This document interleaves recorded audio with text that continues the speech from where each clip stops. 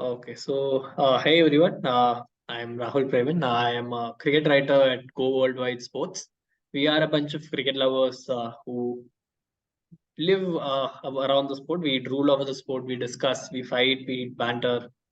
Basically, it's something. It's our life, right? So we have a series called the Team Analysis ahead of the ICC Cricket World Cup.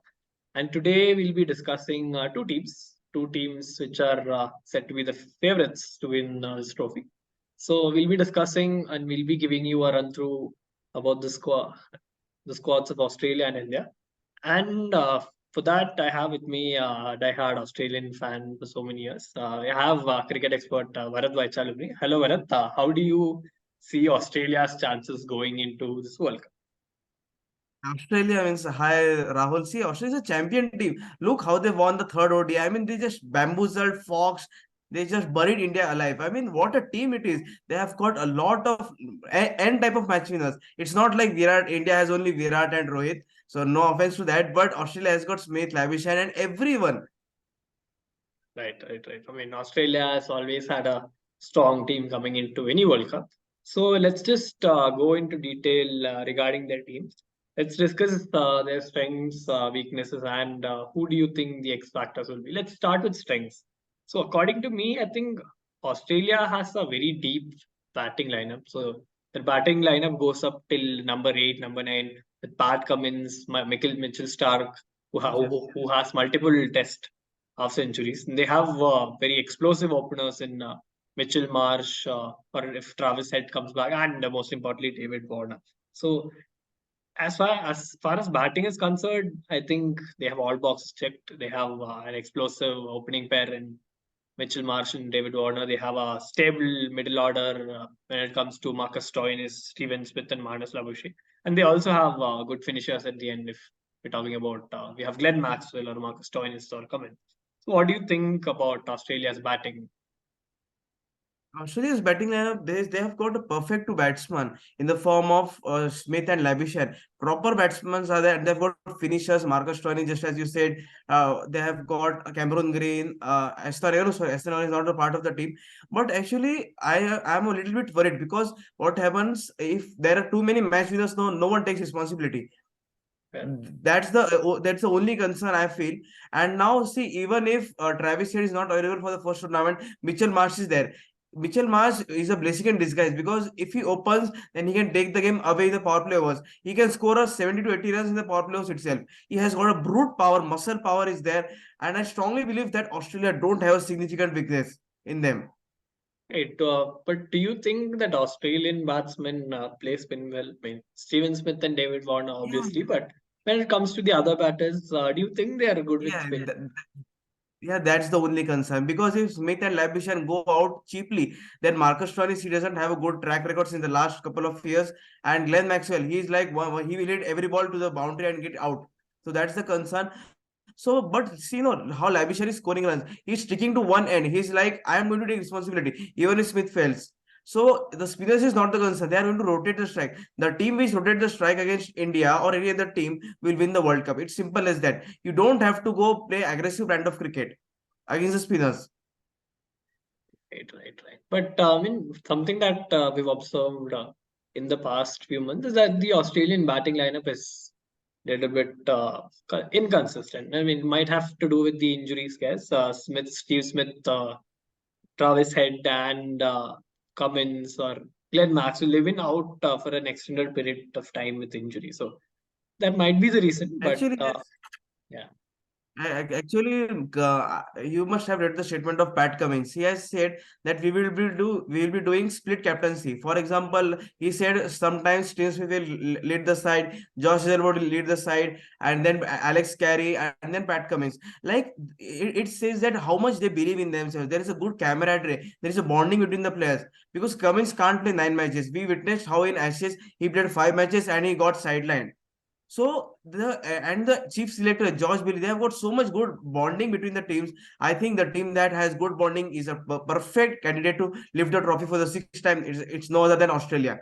So this is the bonding which wins the trophy. And if we look at India, so many problems, so many ego issues. Virat Kohli, Rohit Sharma, Hardik Pandya. I mean, they are just literally waiting for each other to kill. No offense, no assassin, but there is no bonding Indian team. We will talk later about that. But I am telling about Australia, like they have that bonding, which is not in other teams. Not that much. Even if you spare England, England also have the bonding like Josh Butler, Liam Livingston, and other players. Right. So on paper, let's say Australia has a very consistent, very strong batting lineup, and they bat deep all the way till number 8, number 9. So Yeah. let's hope that they perform well in the World Cup. So coming into the bowling lineup, so Australian pace attack, I think it will give a very crucial edge in the opening overs with the likes of Mitchell Stark, Josh Hazlewood, and Patrick Cummins. Cummins. But I don't think they'll play together. But again, uh, if you look at the stadiums that Australia playing, Australia plays a couple of matches in Dharamshala, a few in Wankhede, and a Hmm. few in Ahmedabad. So these stadiums have traditionally favored the pace bowlers. So in that aspect, Australia will have an edge going with a strong pace friendly attack. And do you think that all three paces will Australia go ahead and play all three of them in the 11 at the same time for the tournament? Actually, they will play in the first match, which is against India at Chennai, no? Because it's a high voltage game. Because if Australia win that contest, they will be back to the top. And most importantly, see, Mitchell Marsh can bowl, Cameron Green can bowl, Marcus Stoinis can bowl. So the problem is not about the third that the trio needs to play together. Even Glenn Maxwell can also roll his arm. Even Steve Smith, Marnus Trevishan. I mean, they've got a lot of fast bowlers are there, and even spinners are there. See, they have taken a very big gamble. They have left out Aston Agar and they have only a lone spinner Adam Zampa because they trust Glenn Maxwell. They want Glenn Maxwell to bowl 6 to 7 overs. See, it's a complete team. Like the planning is going on. Like they want a six tournament at any cost. We should not forget that how 2023 ICC World Test Championship Australia won. They won against the all odds because India was India's favorite and all that stuff. But they said that we will be favorite on the ground. They played exceptional cricket.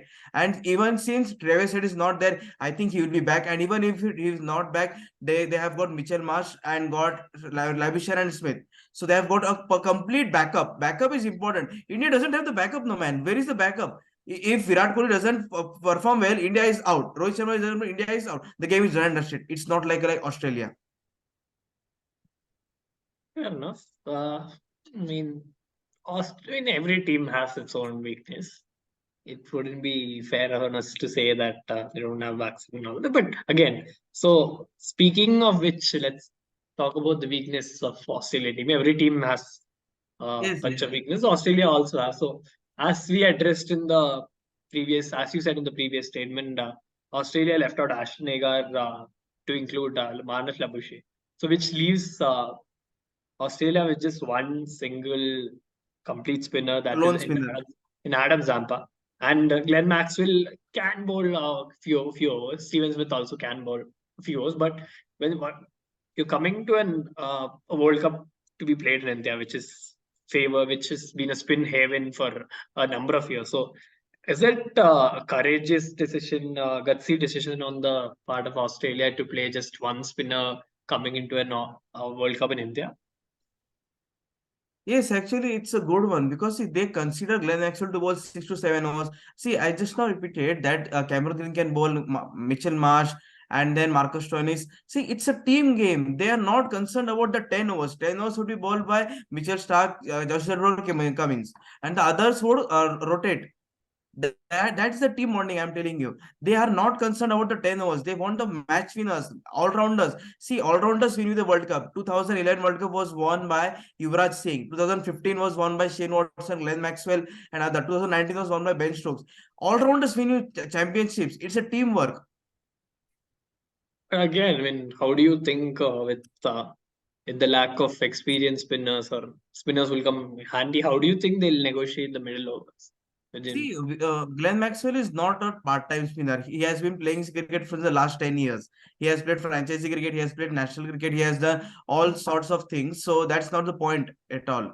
He is a well premier bowler spinner according to me. No offense, but he's a premier spinner. He can easily bowl 6 to 7 overs, which are ample. Right. So thanks for bringing up Glenn Maxwell, which leads me into the next point. So Glenn Maxwell has just recently returned from an injury. He just had a fracture which required a surgery. So how crucial, how logical would it be for to expect him to bowl 10 overs and then again come back and finish matches in the end? So Yeah, you'll have actually, to actually, look at the workload management with Glenn Maxwell. You can't really risk him with and he's an exemplary fielder also. So you can't expect him to deliver in all three aspects as since he's just come back from injury. So what is your take on that? yeah, actually, then Australia have got Steve Smith. He was a first spinner, right? Steve Smith can easily roll his arm. Yeah, though that's not the question. Yeah, see, Glenn Maxwell would be monitored very closely and smartly because he's such a player now. Like, if he gets into the groove, he can take 3 to 4 wickets. We saw how he took a 4 wicket haul against India in the third ODI. So that's not the entire issue, and they will manage the workload very smartly. Because I have noticed one thing, that ever since George Bailey has come into the chief selector role, the bonding has become more stronger. The core unit believes that they can win from any situation. Like, and they also lost from 2-0 to 3-2 against South Africa. So you can ask that point. But I think that they have got everything to lift the trophy for the sixth time. But again, most of the players, including Steven Smith or Cummins or Glenn Maxwell, they just recently returned from injury, right?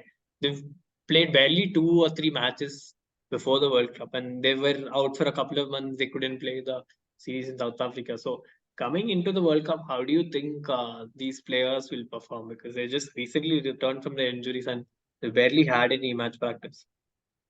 Yeah, see, Rahul, I'm repeating it again. Like, see, Australia are not dependent on Smith and Labuschagne. Even Marcus Stoinis, even Cameron Green, they have got proper batsmen. See, I have noticed one thing in the last couple of years. Like, Australia have displayed aggressive brand of cricket. No matter what happens, we are going to play aggressively. We are going to go for the boundaries when there are loose deliveries. So that's the intent and the character. So even if Smith goes for a duck or even has a bad outing, then the likes of Mitchell Marsh, the Lavishan is scoring runs. He had a brilliant South African series. He had a brilliant Indian series. So it's like, even if we fail, that we would we will stand for ourselves. We will put up a fight. See, fight is important. See, winning and losing is a part and parcel of the game. But the Aussies have that fight. Like, no matter what happens, we are not going to give up. It is often said Aussies never give up. So I don't see any problem. Like, even if they are coming out from injuries, they have got and match winners present. Right. So that was about strengths and weaknesses. So let's talk about who will be the X factors in the Australian team and your prediction for Australia going to this World Cup.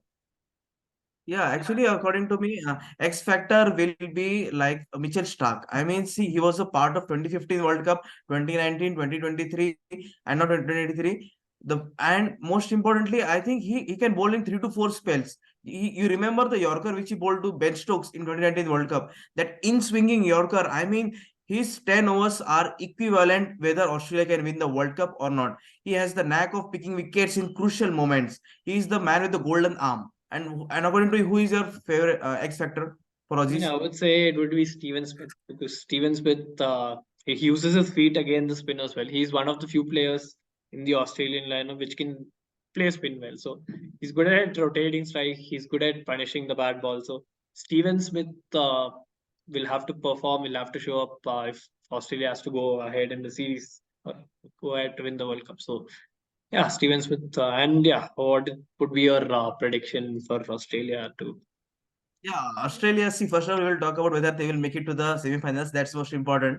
They will make it because, see, due to IPL, due to the inception of IPL, now Indian conditions are no longer alien. And since the matches are going to start at 2 p.m., due factor will be immensely there. No target would be safe. See, I know that ICC makes the pitch under their scrutiny, but due to the due factor and all the batting tracks, and even if they make it competitive, no target would be safe to defend. So according to me, Australia will make it to the top 2 teams, and see, top 2 teams, which means that they will win 7 to 8 matches.